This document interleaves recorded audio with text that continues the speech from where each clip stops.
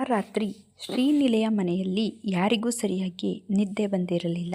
ಲಲಿತಾ ದೇವರ ಕೋಣೆಯಲ್ಲಿ ದೀಪ ಹಚ್ಚಿ ಮೌನವಾಗಿ ಕುಳಿತಿದ್ದರು. ಕೈಯಲ್ಲಿ ಜಪಮಾಲೆ ಇದ್ದರೂ ಮನಸ್ಸಿನಲ್ಲಿ ಒಂದೇ ಪ್ರಾರ್ಥನೆ, ನನ್ನ ಮಗಳಿಗೆ ಏನೂ ಆಗಬಾರದು.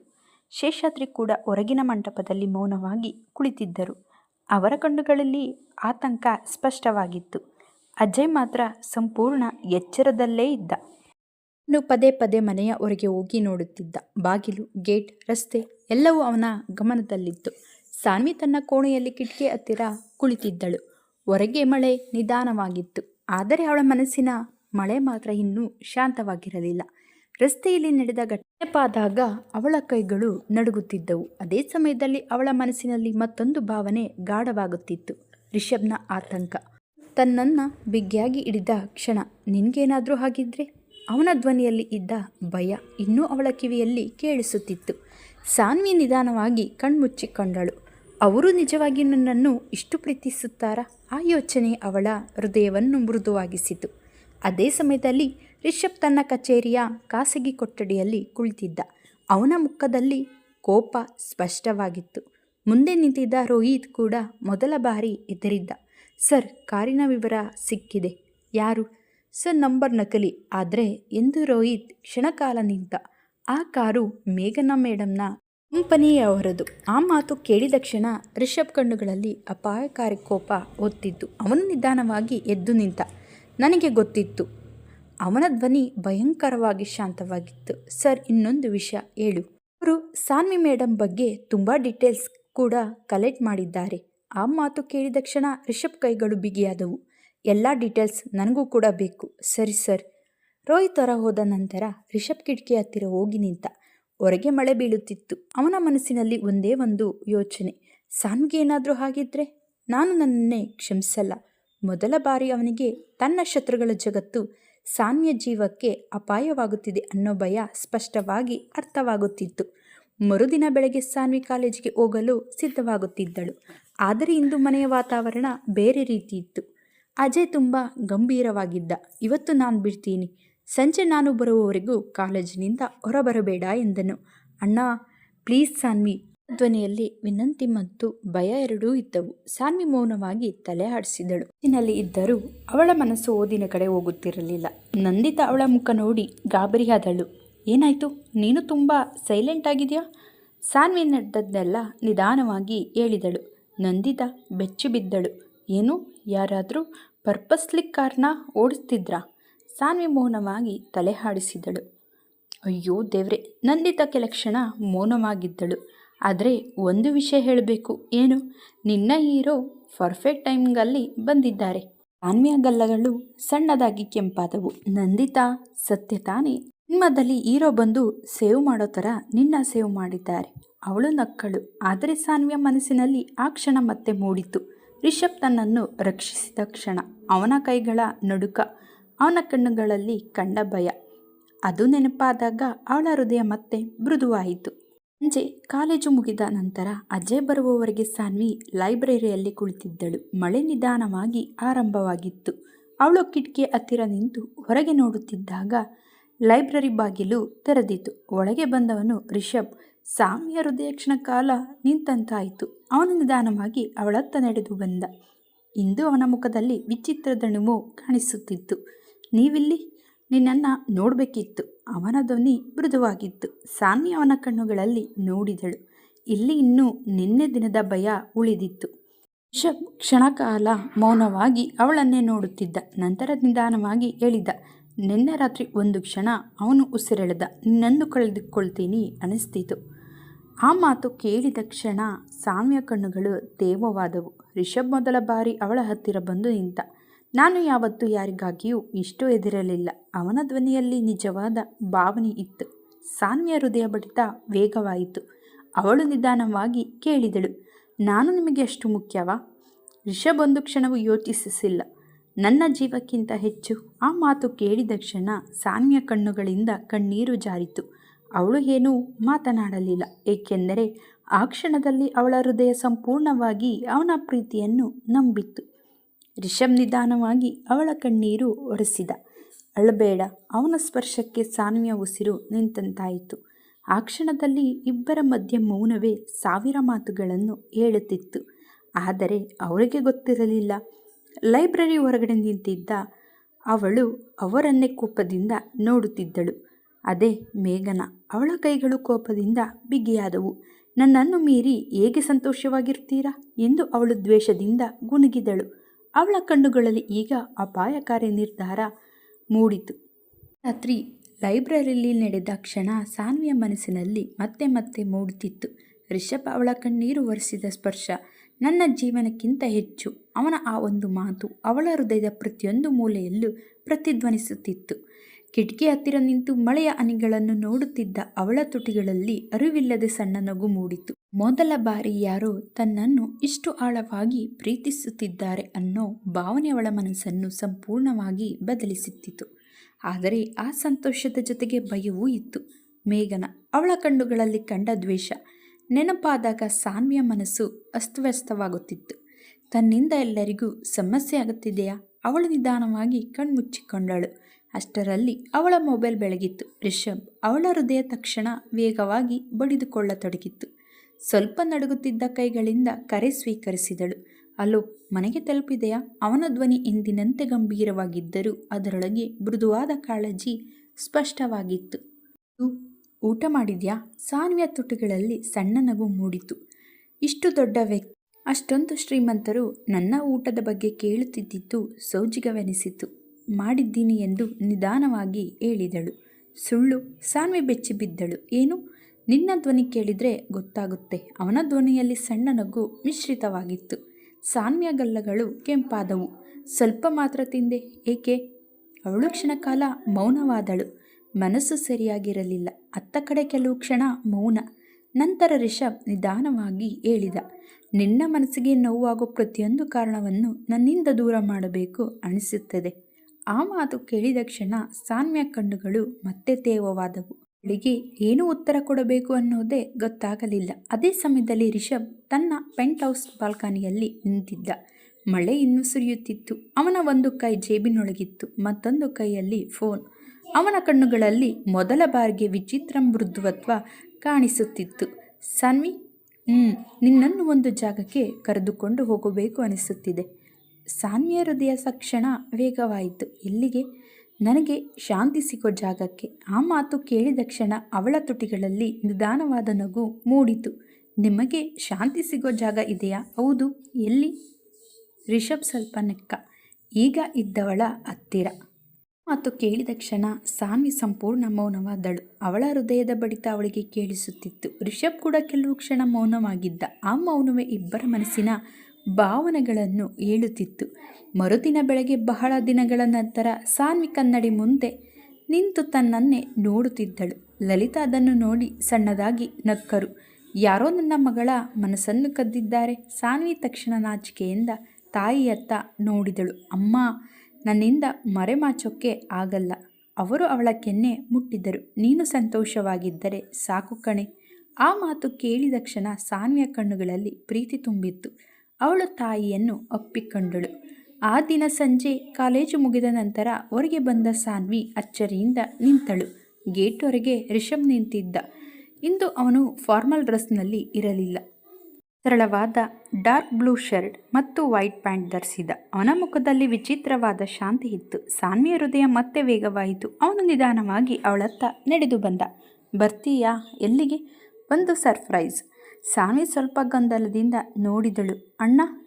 ಅಜ್ಜಯ್ಯಗೆ ನಾನು ಹೇಳಿದ್ದೀನಿ. ಆ ಮಾತು ಕೇಳಿ ಅವಳು ಆಶ್ಚರ್ಯದಿಂದ ನೋಡಿದಳು. ಅಣ್ಣ ಒಪ್ಪಿದ್ರಾ? ಪೂರ್ಣವಾಗಿ ಅಲ್ಲ ಎಂದು ರಿಷಬ್ ಸಣ್ಣದಾಗಿ ನಕ್ಕ. ಆದರೆ ನಿನ್ನ ಜೊತೆ ನಾನು ಇದ್ದೀನಿ ಅನ್ನೋದಕ್ಕೆ ಒಪ್ಪಿದ್ದಾರೆ. ಆ ಮಾತು ಕೇಳಿದ ಕ್ಷಣ ಸಾನ್ವಿಯ ಮನಸ್ಸಿಗೆ ವಿಚಿತ್ರ ಸಂತೋಷವಾಯಿತು. ಕಾರು ನಿಧಾನವಾಗಿ ನಗರದಿಂದ ಹೊರಗೆ ಸಾಗತೊಡಗಿತ್ತು. ಮಳೆ ನಿಂತಿತ್ತು. ರಸ್ತೆಯ ಎರಡು ಬದಿಯಲ್ಲಿ ಹಸಿರು ಮರಗಳು, ಮಂಜಿನಿಂದ ಮುಚ್ಚಿದ ಬೆಟ್ಟಗಳು ಕಾಣಿಸುತ್ತಿದ್ದವು. ಸಾನ್ವಿ ಕಿಟಕಿಯ ಹೊರಗೆ ಮಗುವಿನಂತೆ ನೋಡುತ್ತಿದ್ದಳು. ರಿಷಬ್ ಅವಳ ಮುಖದಲ್ಲಿದ್ದ ಆ ಸಂತೋಷವನ್ನೇ ನೋಡುತ್ತಿದ್ದ. ಏನು ನೋಡ್ತಿದ್ದೀರಾ ಎಂದು ಸಾನ್ವಿ ಕೇಳಿದಳು. ನನ್ನೇ. ಆ ಮಾತು ಕೇಳಿ ಸಾನ್ವಿಯ ಗಲ್ಲಗಳು ಮತ್ತೆ ಕೆಂಪಾದವು. ಸ್ವಲ್ಪ ಸಮಯದ ನಂತರ ಕಾರು ಒಂದು ಸಣ್ಣ ಬೆಟ್ಟದ ಮೇಲಿರುವ ದೇವಾಲಯದ ಬಳಿ ನಿಂತಿತು. ಸುತ್ತಲೂ ಮಂಜು. ದೂರದಲ್ಲಿ ಜಲಪಾತದ ಶಬ್ದ. ತುಂಬ ಶಾಂತವಾದ ಜಾಗ. ಸಾನ್ವಿ ಕಾರಿನಿಂದ ಇಳಿದು ಸುತ್ತಲೂ ನೋಡಿದಳು. ತುಂಬ ಸುಂದರವಾಗಿದೆ.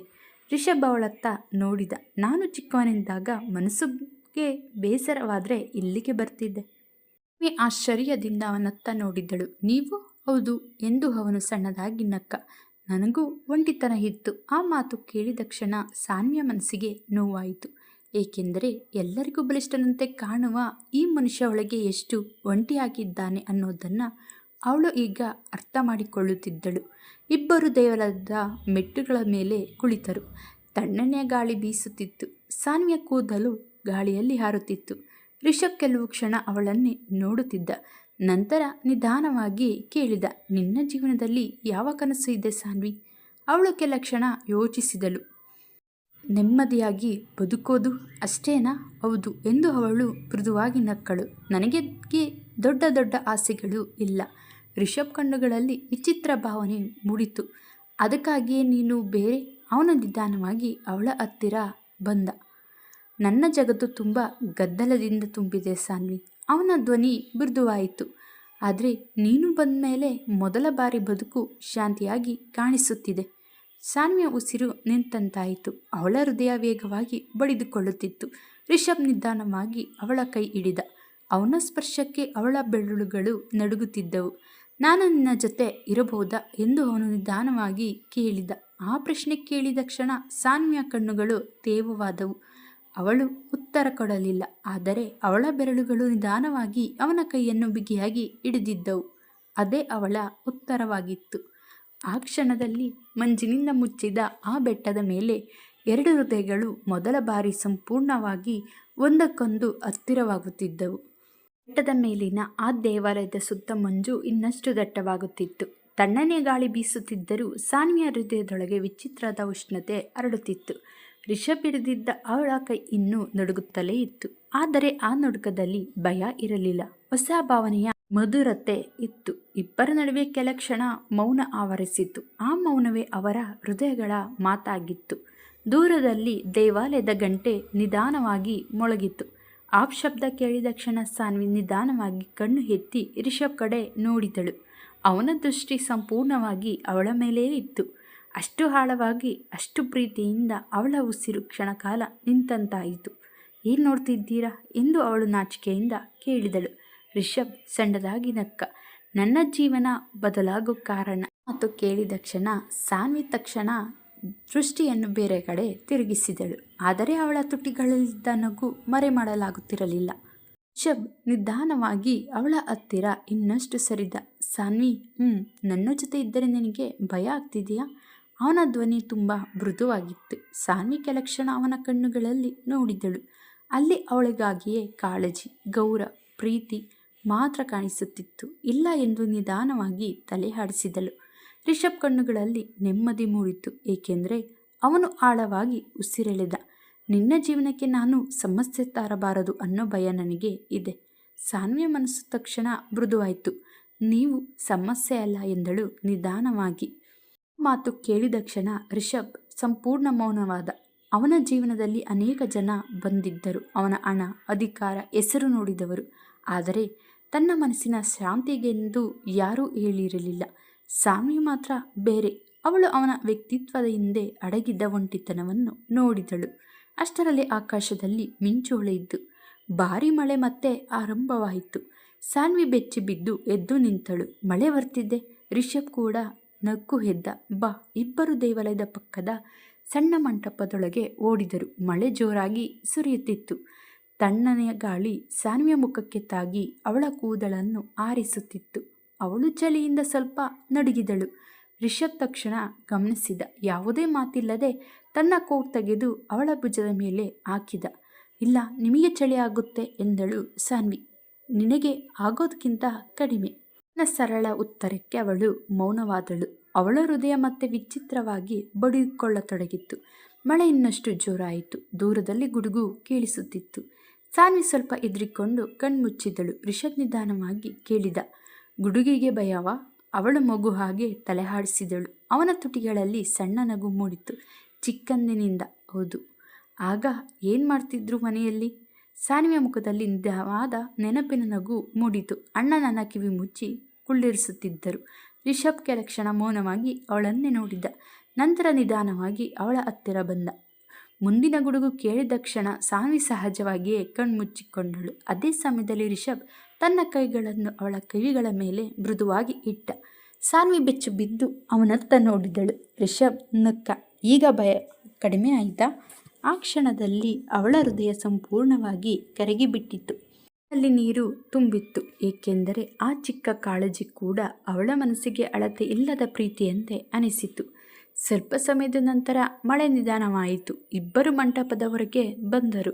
ಸುತ್ತಲೂ ಮಂಜು ಆವರಿಸಿತ್ತು. ಆ ಮಂಜಿನ ನಡುವೆ ಸಾನ್ವಿ ನಿಂತಿದ್ದಳು. ರಿಷಬ್ ಕೆಲ ಕ್ಷಣ ಅವಳನ್ನೇ ನೋಡುತ್ತಿದ್ದ. ಹಠಾತ್ ಅವನ ಮುಖ ಗಂಭೀರವಾಯಿತು. ಅವನು ನಿಧಾನವಾಗಿ ಮುಂದೆ ಬಂದು ಅವಳ ಕೆನ್ನೆಯ ಹತ್ತಿರ ಕೈ ತಂದು ನಿಂತ. ಸಾನ್ವಿಯ ಉಸಿರು ನಿಂತಂತಾಯಿತು. ಏನಾಯಿತು ಎಂದು ನಿಧಾನವಾಗಿ ಕೇಳಿದಳು.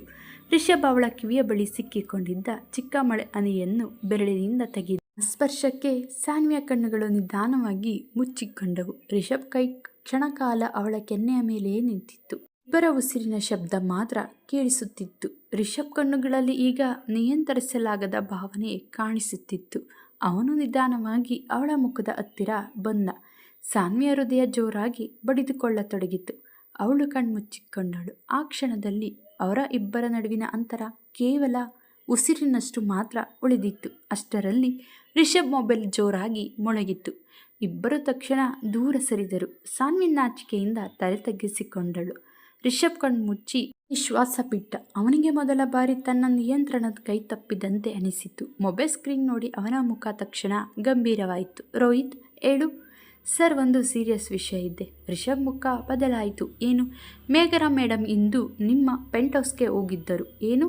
ಮತ್ತು ಅವರು ನಿಮ್ಮ ಪ್ರೈವೇಟ್ ಫೈಲ್ಸ್ನ ಡಾಕ್ಯುಮೆಂಟ್ಸ್ನ ತೆಗೆದುಕೊಳ್ಳಲು ಪ್ರಯತ್ನ ಮಾಡಿದ್ದಾರೆ. ರಿಷಬ್ ಕಣ್ಣುಗಳಲ್ಲಿ ಅಪಾಯಕಾರಿ ಕೋಪ ಒತ್ತುತ್ತಿತ್ತು. ಯಾವ ಫೈಲ್ಸ್? ಸಾನ್ವಿ ಮೇಡಮ್ಗೆ ಸಂಬಂಧಪಟ್ಟ ಸೆಕ್ಯೂರಿಟಿ ಡೀಟೇಲ್ಸ್. ಆ ಮಾತು ಕೇಳಿದ ಕ್ಷಣ ರಿಷಬ್ ಮುಖದ ರಕ್ತವೇ ಕುದಿಯತೊಡಗಿತ್ತು.